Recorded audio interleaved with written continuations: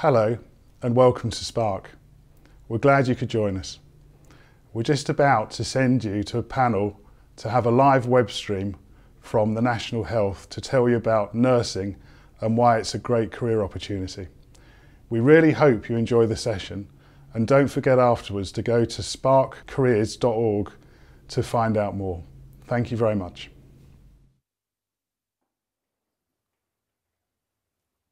Welcome everyone to Spark Webinar Live, where we're going to be talking today about a career in nursing. My name is Alex George. You might know me from Love Island, but I am actually honestly a doctor as well.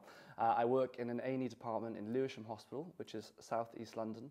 I'm honoured to be here today with a fantastic panel of nurses, and we're going to be discussing why you should all become nurses in the future. So if you could introduce yourselves and let us know who you are and what your background is. My name is Annette Hughes. I work at North Bristol Trust in Bristol. I've been a nurse for 9 years. I'm one of the senior nurses on the ward. The reason I became a nurse was early on in my life, my dad fell ill and just was fascinated with the nurses that looked after him. So that persuaded me actually to go into nursing. So here I am. Fantastic, welcome.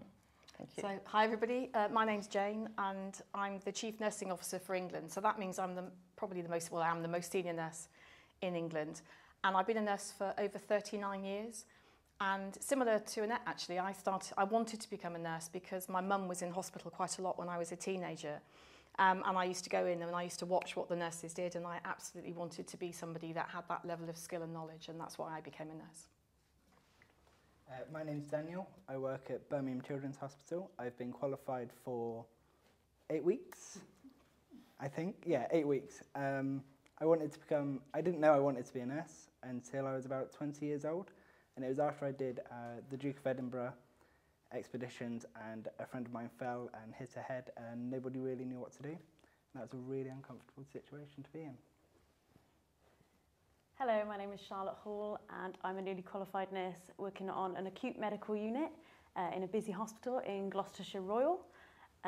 I didn't know I was going to be a nurse. I never thought that I could achieve being a nurse, but thankfully it found its way into my life and I wouldn't change it for anything now, not at all.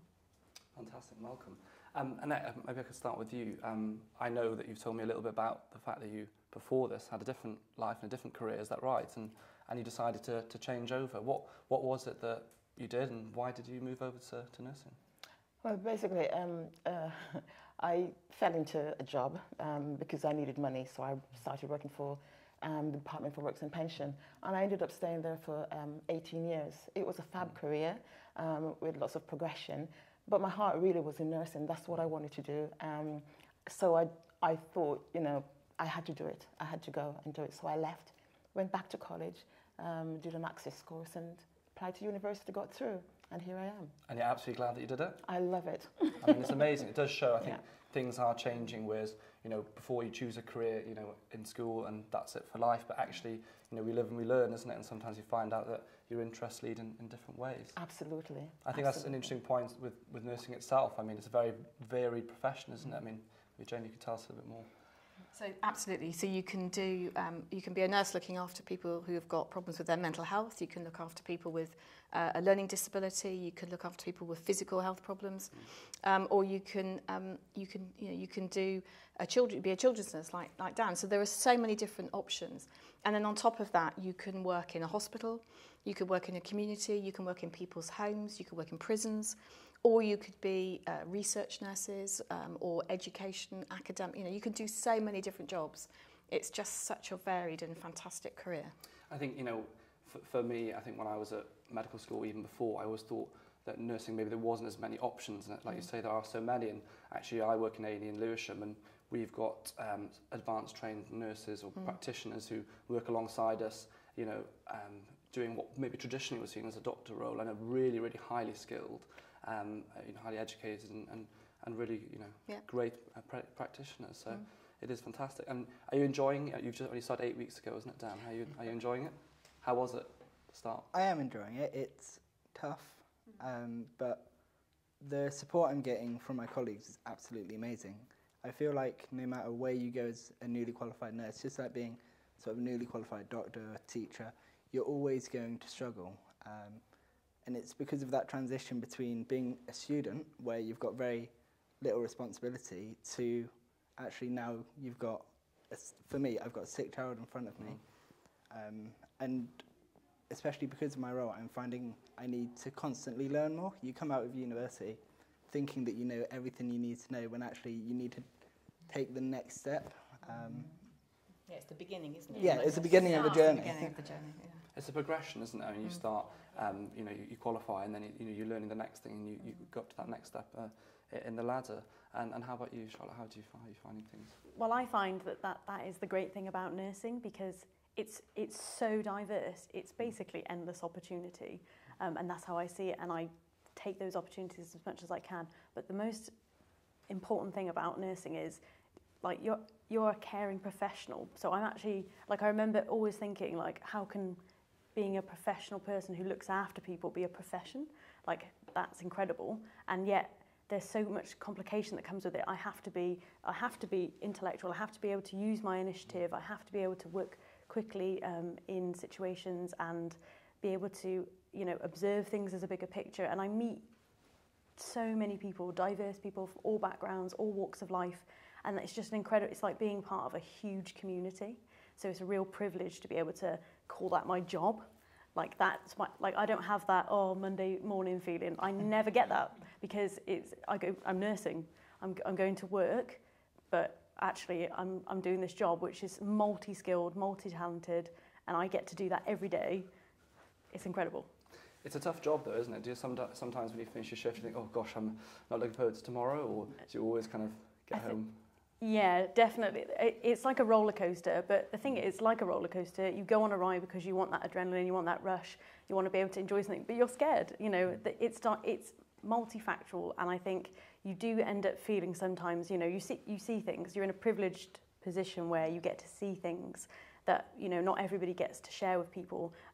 I found it really difficult at first to deal with the fact that not everybody who I will care for will survive, but that's actually not based on work provided. It's actually the way life is, and it's magical that we get to work with people. You know, if I can make somebody's last moments of their life feel comfortable and happy, and they value, you know, that time with you, it's just so special. You can't get that anywhere else. It's a real privilege, isn't it? It is. Such a privilege. It is. I think that's really important. I think healthcare as a whole is very privileged. Yeah, absolutely. Absolutely. And I think, you know, we mentioned about the diversity within, you know, the roles in nursing. Is there something for everyone? What skills do you need, really, to be a nurse? So at Birmingham Children's Hospital, they've got a motto which is ambitious, bravery and courage, which fits nursing really well. As Charlotte said, you've obviously got to be caring, but you've got to be able to be ambitious. You've got to want to make a difference. Nurses are often portrayed, especially previous generations, as starch white uniforms, the little hats, I used to have one of those. and being very much handmaiden-like, and that isn't the case anymore. I mean, I regularly pick up the phone in A&E in Lewisham and call, you know, a specialist in specialist in plastics, or, you know, the burns department, or, you know, and that is a nurse at the end of the phone, and I'm asking for advice. And often people don't realise that actually, really, the nurses become so specialist that we very much rely on them, you know, as even, you know, as doctors and things. So, and what qualifications do you actually need to become a nurse? So for those of you at home, are hopefully really excited, inspired. What do you need to do from kind of GCSEs and onwards?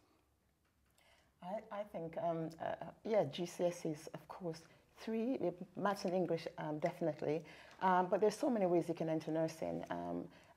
You can start from an HCA and work your way up. There's now associate degrees as well that, they can actually, that way they can go. So it's not just about education, qualification. Mm-hmm. There's a lot of other ways that you can actually get into the job. And it's very rewarding. So and A-levels, what A-levels do you need to choose? Does it have to be all science? So it doesn't, really. No. Actually, and this is a really, I think, important point, actually. When I left school, I had absolutely no idea, or no intention even, that I would be working in a field that would require me to have science. At school, I was quite difficult and I had a hard time. but this is just proves that you can change and actually things can happen. It's not always just, oh, well, I can't do that. So nobody should think they can't. It's achievable in loads of different ways, different routes. And in terms of A-levels, for example, I remember literally saying to my biology teacher when I was being told off for not paying attention, well, why will I ever need science in my life? I won't need it. And I remember saying that to him, and now, you know, he'll look at me and be like, you're a nurse, and obviously I use it in everyday life. Yeah, every day. And it's just incredible how you don't connect these things together. So, you know, in terms of actually getting qualifications, I went a different route. I actually did a different degree completely in drama and performance, completely different. And then I ended up wanting to be a drama therapist and changed again. And then I ended up finding nursing and thinking, well, I'm not intelligent enough to do nursing. I couldn't do that. But actually, yes, you absolutely can. You should never doubt that you can. So you went on to do a degree in nursing. Exactly. And how long is for an undergraduate, someone applying for school, how long does it take to train? It's a 3-year degree. 3 years. Undergraduate 3-year degree. 3 years, and then you go on to be a newly qualified nurse. Yeah. But you can, as others have said, you can access it in different ways. So you can maybe do work and do an apprenticeship into the degree, or you could do a foundation degree for a couple of years and then go on and convert that into become a registered nurse. So there are various different ways. There's lots of ways to do it depending on what you're background, whether you've been doing different jobs or different degrees before, which is fantastic. Yeah, because that's how I did it as well. I actually went back to school and did an access course, Yeah. and then applied to university. So that's how I did it. Fantastic. And now we are very British, but let's talk about pay. I hate to mention it. What is the pay like? As I said earlier, I actually can't believe I'm paid to do this job because I love it so much. So I don't understand how I'm being paid to do it. But I think it's really, there's good, you get graduate rate now when you actually qualify and finish and start your job. And the additional things that come with nursing, which you don't get in other jobs, is you get to work extra hours because the shift patterns are different. So you get enhancements, which is increased pay for certain shifts you do that might be unsocial hours. So if you're feeling like, oh, I need to pick up a few more shifts, you know, just to have a bit extra if I want to go on a cheeky holiday or something, then I'll pick up a Sunday shift and I'm okay to do that. And other jobs don't offer that.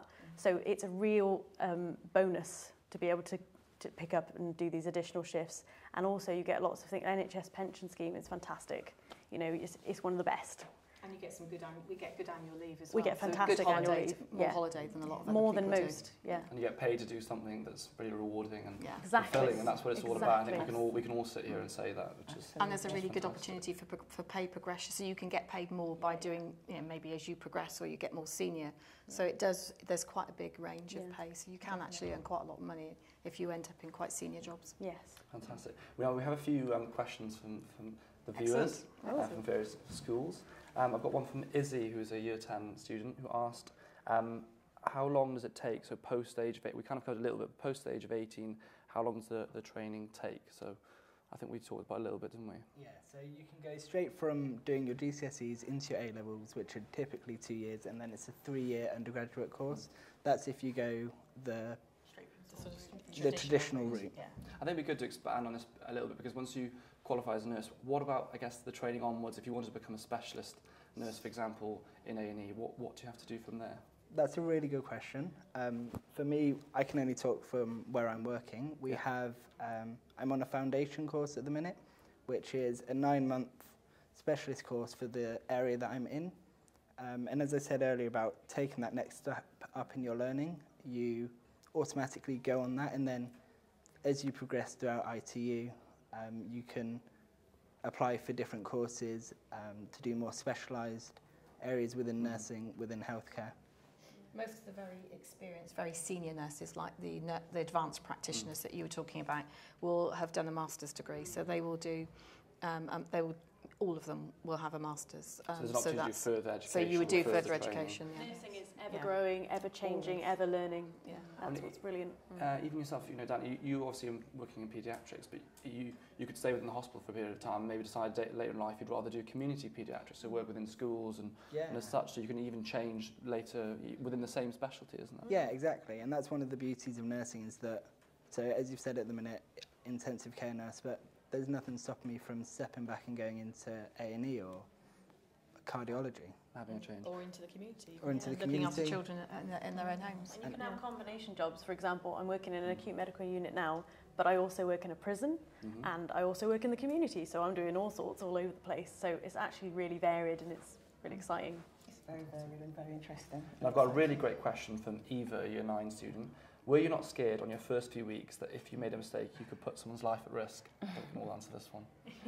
Who's go first? Every shift, you know, you're always thinking about it, aren't you? That's the thing, though, you're conscious of these decisions, but that's part of what makes a good nurse, the ability to recognise you have lives in your hand, but it's that challenge and actually the reward of being able to manage situations and know and have the skills, the training to be able to do that.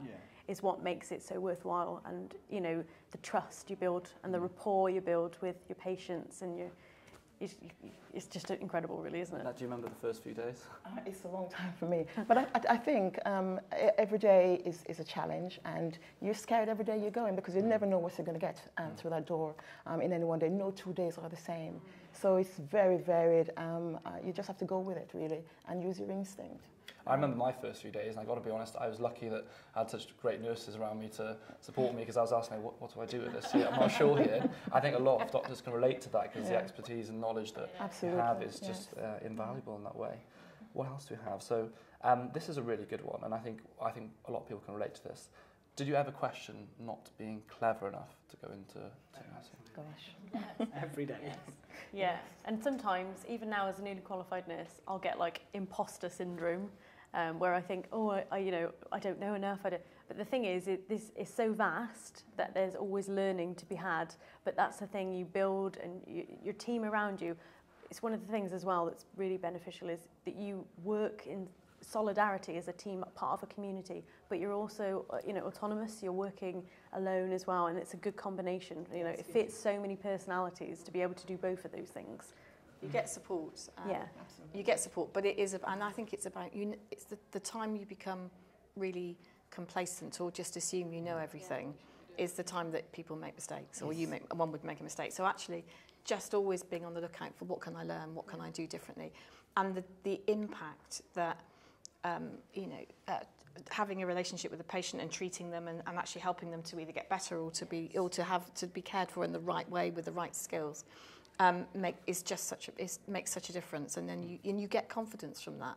You get confidence from when you've had a really difficult shift and you've had to make some really critical decisions, and you've made the right ones and things have gone well, and you get confidence from that, and that helps. You learn. I mean, for myself, I'm dyslexic, so I used to actually struggle with written work at school, and actually I was like, look, I'm not good enough. I always kind of knew for myself that I wanted to go into healthcare, and I was like, I'm not going to make it because I struggle with the essays and the exams and things. And actually, since I qualified, I find that I've actually done quite well, and I've been, in tune with the career and understood, I guess, how to do my job, but not necessarily always be amazing, spelling certain things. And I think people should realise that as well, that, you don't always have to be the traditional student that way. So I think that's an important thing to realise.